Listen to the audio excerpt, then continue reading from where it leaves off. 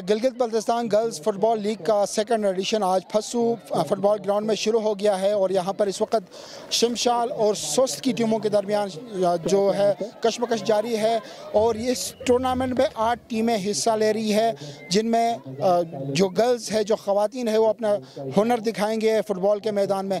और यहाँ पर इस फ़ुटबॉल को इंट्रोड्यूस कराने में जिन ख़वातीन का हाथ है, उन्होंने ये सेकंड एडिशन यहाँ पे किया, उनसे बात करते हैं।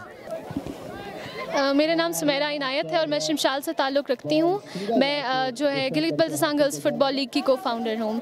इस दफ़ा हमारे पास टोटल 8 टीम्स हैं और हमें इस बात की खुशी है कि हमारे पास जो है हुंजा टीम ने भी पार्टिसिपेट किया है, जो कि हमारे लिए एक बहुत ही मतलब हमारा मेन एम था कि हमारे पास जो है गोजाल और हुंजा सारी जगहों से टीम्स आएँ। तो हमें बहुत खुशी है कि हुंजा की टीम भी हमारे पास आई है और हम उम्मीद करते हैं कि इंशाल्लाह नेक्स्ट टूर्नामेंट में भी हमारे पास हुंजा और गिलगित से भी टीम्स पार्टिसिपेट करेंगे।